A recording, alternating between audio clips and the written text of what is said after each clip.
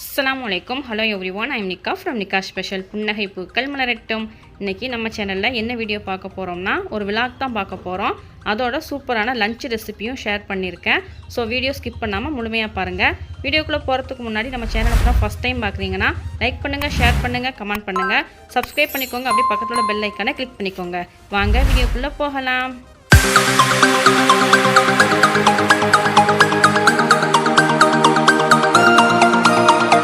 இது என்னன்னு பார்த்தீங்கன்னா மழை டைமில் வந்து நம்ம மருதாணி செடியில் உள்ள இலைகள் ஃபுல்லாக அப்படியே உதிர்ந்துருச்சு. அதனால் அதை பறிச்சுட்டு அது திரும்ப வளரட்டும் அப்படின்னு விட்டுட்டேன். நம்ம புதுசாக நட்டு வச்சோம்ல, பாப்பா நட்டு வச்சாங்கல்ல, அதுவும் நல்லா வளர்ந்துருந்தது. அதனால் ரெண்டு செடியிலையுமே வந்து இலைகள் வந்து பறிச்சாச்சு. நம்மளை அரைக்கணும். இங்கே வந்து நான் என்ன அரைச்சி வச்சுருக்கேன்னா கொஞ்சம் புளியும் கிராம்பும் சேர்த்து நம்ம மருதாணி பறிச்சோம்ல, அது வந்து நான் அரைச்சி வச்சுருக்கேன். இங்கே அம்மா என்ன பண்ணியிருக்காங்கன்னா இஞ்சி பூண்டு விழுது வந்து அரைக்கிறதுக்காக இஞ்சியும் பூண்டு தோல் உரிச்சிட்டு வச்சுருக்காங்க.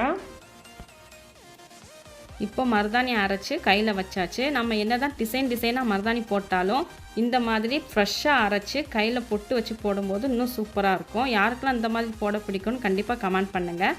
பாப்பாவுக்கும் கையில் வச்சாச்சு. குளிர் டைம் அப்படிங்கிறனால சீக்கிரம் வச்சு சீக்கிரம் எடுத்துட்டோம்.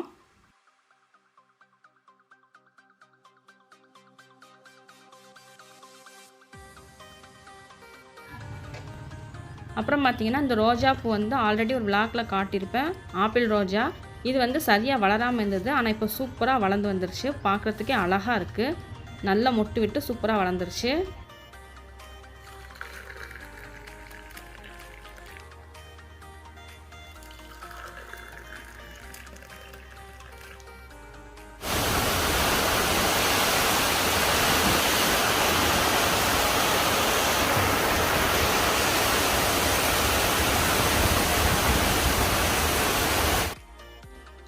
இங்கே பார்த்தீங்கன்னா நம்ம கற்றாழை வந்து நான் காட்டியிருப்பேன். அது எவ்வளோ பெருசாக வளர்ந்துருக்கும் அப்படின்னு.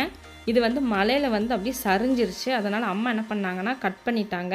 ஏன்னா எக்ஸ்ட்ரா 2 வளரத்தானே செய்யுது. அதனால் இதை கட் பண்ணிடுவோன்னு சொல்லி கட் பண்ணிட்டாங்க. இந்த பூக்கள்லாம் பாருங்கள், டெய்லி மலையிலே நின்று ஒரு ஃப்ரெஷ்னஸே இல்லாமல் இருக்குது. ஒரு மாதிரி வாடின மாதிரி இருக்குது.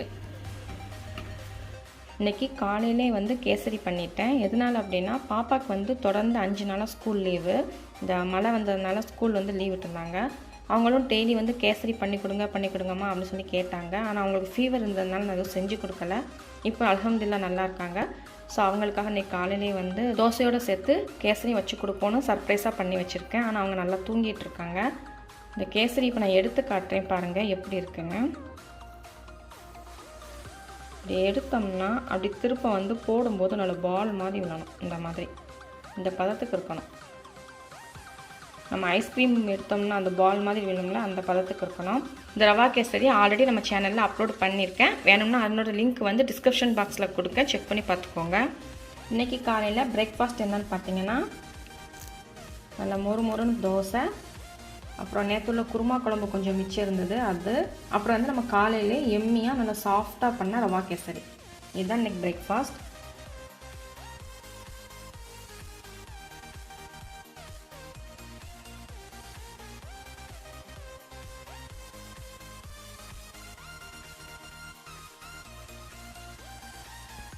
மதியம் லஞ்சுக்கு வந்து இங்கே முட்டை வேக வச்சுருக்கேன். உப்பு போட்டு கொஞ்சம் வேக வச்சுருக்கேன்.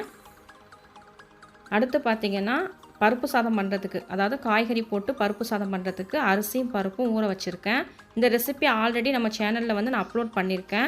அதனோட லிங்க் வந்து டிஸ்கிரிப்ஷன் பாக்ஸில் கொடுக்க, செக் பண்ணி பார்த்துக்கோங்க. இங்கே காய்கறி, அரிசி, பருப்பு, மசாலா எல்லாம் சேர்த்து நல்லா தாளித்து விட்டாச்சு. இனிமேல் வந்து இதை கொதிக்க விட்டு, அதாவது தண்ணி சேர்த்து கொதிக்க விட்டு விசில் மட்டும் வைக்கணும். நல்லா கொதி வந்துருச்சு. இப்போ மூடி போட்டு விசில் வைக்க வேண்டியது தான். அடுத்து பார்த்தீங்கன்னா முட்டை வந்து வேக வச்சு வச்சுருந்தோம்ல, அதை வந்து பாதியாக கட் பண்ணி வச்சுருக்கேன் ஃப்ரை பண்ணுறதுக்கு. இங்கே வந்து விசில் வச்சாச்சு. பக்கத்துலேயே வந்து முட்டையை வந்து ஃப்ரை பண்ணிகிட்ருக்கேன். இதில் என்னெல்லாம் சேர்த்துருக்கேன்னா லைட்டாக உப்பு சேர்த்துருக்கேன். ஏன்னா நம்ம ஆல்ரெடி உப்பு சேர்த்துருக்கோம்ல முட்டை வேக வைக்கும் போது. அதனால் லைட்டாக உப்பு, கொஞ்சம் மஞ்சள் தூள், மிளகுத்தூள், அவ்வளோதான். அடுத்துங்க பார்த்தீங்கன்னா சோயா 65 பண்ணுறதுக்காக ஒரு பாத்திரத்தில் தண்ணி வச்சுருக்கேன். தண்ணி நல்லா கொதிச்சதுக்கு அப்புறம் நம்ம வந்து சோயா வந்து இதில் சேர்த்துக்கணும். உப்பு போட்டு வச்சுருக்கேன். இங்கே வந்து சோயா வந்து 300 கிராம் எடுத்து வச்சுருக்கேன். இதை வந்து 2 வாட்டி நல்லா வாஷ் பண்ணிக்கலாம்.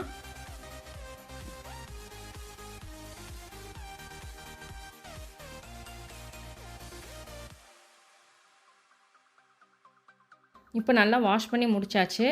அடுத்து வந்து தண்ணி நல்லா கொதிச்சிருச்சு. இப்போ இந்த சோயா வந்து அதில் சேர்த்துக்கலாம்.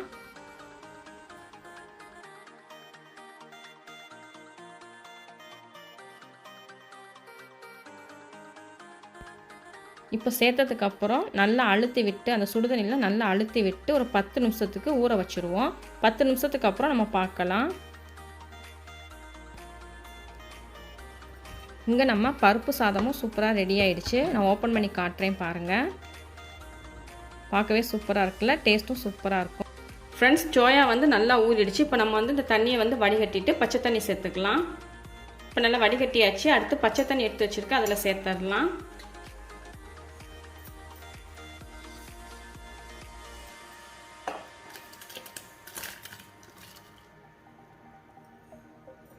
இப்போ நல்லா ஒரு சொட்டு தண்ணி இல்லாத அளவுக்கு பிழிஞ்சு எடுத்துக்கலாம்.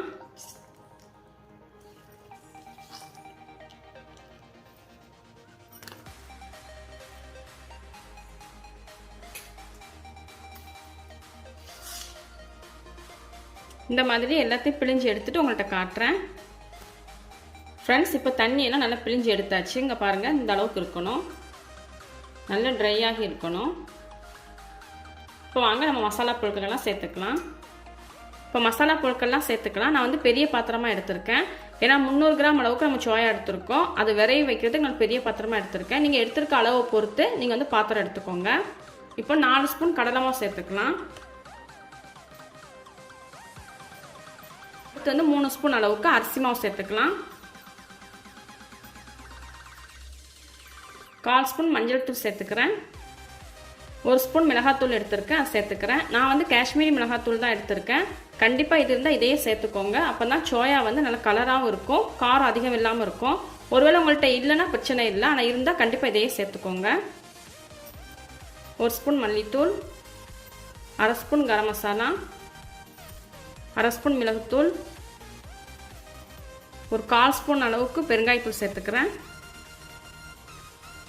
இது உடம்புக்கு ரொம்ப நல்லது, நல்ல வாசனையாகவும் இருக்கும். 1 ஸ்பூன் இஞ்சி பூண்டு பேஸ்ட், தேவையான அளவு உப்பு. நம்ம சோயா வேக வைக்கும் போதே கொஞ்சம் உப்பு சேர்த்து தான் வேக வச்சுருக்கோம், அதனால் பார்த்துட்டு சேர்த்துக்கோங்க. கொஞ்சமாக நறுக்குன கருவேப்பிலை. மல்லி இலை எங்கிட்ட இல்லை, அதனால் நான் சேர்க்கலை. மல்லி இலை இருந்தால் கண்டிப்பாக சேர்த்துக்கோங்க. ஃபைனலாக ஒரு 1/2 லெமன் எடுத்து பிழிஞ்சு விட்டுக்கலாம்.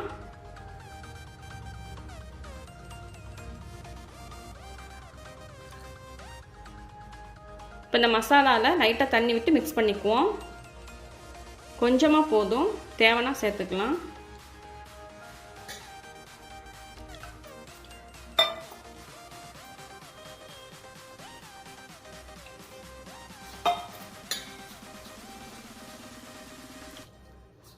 கொஞ்சம் கொஞ்சமாக தண்ணி விட்டுக்கோங்க, மொத்தமாக விட்டுறாதீங்க. ஃப்ரெண்ட்ஸ், இப்போ தண்ணி விட்டு மசாலா நல்லா மிக்ஸ் பண்ணியாச்சு. ரொம்ப கெட்டியாகவும் இல்லாமல் ரொம்ப தண்ணியாகவும் இல்லாமல் மீடியமாக வந்து மிக்ஸ் பண்ணிக்கோங்க. இந்த ஸ்டேஜில் உப்பும் செக் பண்ணி பார்த்துக்கோங்க. எனக்கு உப்பு கொஞ்சம் கம்மியாக இருக்குன்னு லைட்டாக உப்பு சேர்த்துருக்கேன். அவ்வளோதான், சோயா 65 உண்டான மசாலா வந்து நம்ம ரெடி பண்ணிட்டோம். இப்போ நம்ம வேக வச்சு வச்சுருக்க சோயா வந்து இதில் சேர்த்துடலாம். நல்லா மிக்ஸ் பண்ணி விட்டுருவோம்.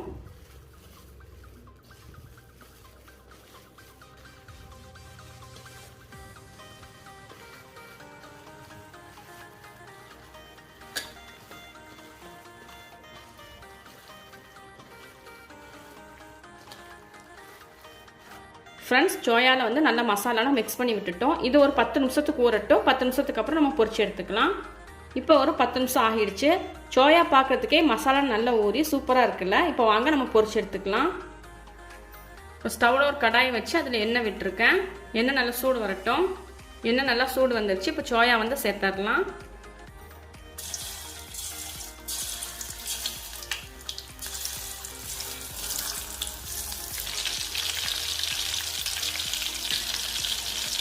இப்போ திருப்பி விட்டுக்கலாம்.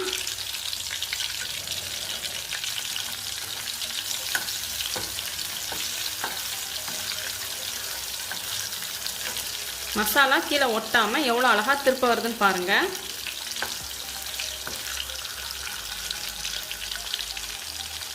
ஸோ மசாலா வந்து நீங்கள் மிக்ஸ் பண்ணும்போது ரொம்ப கெட்டியாகவும் ரொம்ப தண்ணியாக இல்லாமல் மீடியமாக மிக்ஸ் பண்ணிக்கோங்க. அப்போ தான் இந்த மாதிரி நல்லா திருப்ப வரும், நல்லா பொரிஞ்சும் வரும்.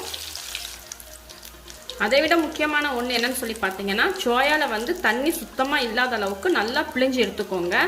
அப்போ தான் எண்ணெயும் குடிக்காது, நல்லாவும் பொரிஞ்சு வரும். அதே மாதிரி மீடியம் ஃப்ளேமில் வச்சு ஃப்ரை பண்ணிக்கோங்க.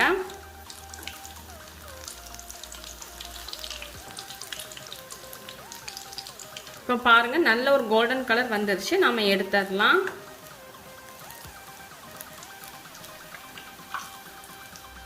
இதில் பார்க்கும்போதே தெரியும் உங்களுக்கு எவ்வளோ கிறிஸ்பியாக இருக்குது அப்படின்னு.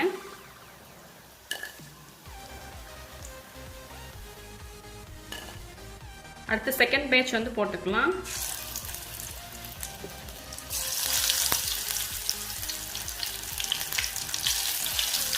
இப்போ இதுவும் நல்ல ஒரு கோல்டன் கலர் வரட்டும். இப்போ செகண்ட் பேட்ச் போட்டோம்னா அதுவும் நல்ல ஃப்ரை ஆயிடுச்சு. இப்போ எடுத்துடலாம்.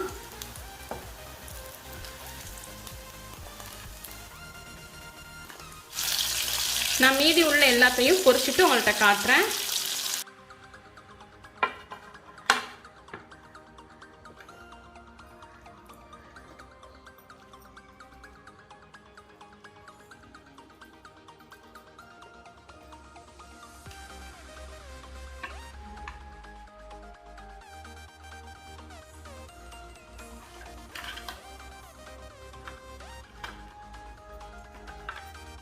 ஃப்ரெண்ட்ஸ், நம்மளோட எம்மியான சிம்பிளான லஞ்ச் ரெசிபிஸ் வந்து ரெடி ஆயிடுச்சு.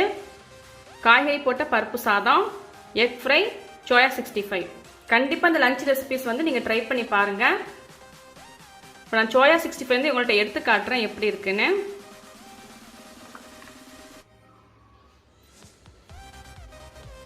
இங்கே பாருங்கள், நம்ம கருவேப்பிலை சேர்த்தோம்னா அதெல்லாம் நல்லா பொரிஞ்சு சூப்பராக வந்திருக்கு. நல்ல மொறு மொறுன்னு இருக்குது.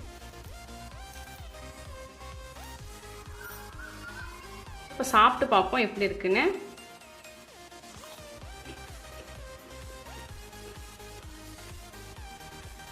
சூப்பராக இருக்குங்க. வெளியில் நல்ல கிறிஸ்பியாகவும் உள்ள நல்லா சாஃப்டாகவும் இருக்குது. கண்டிப்பாக இது வந்து ட்ரை பண்ணி பாருங்கள். தேங்க்ஸ் ஃபார் வாட்சிங். Stay safe. மரம் வளர்ப்போம், இயற்கை காப்போம்.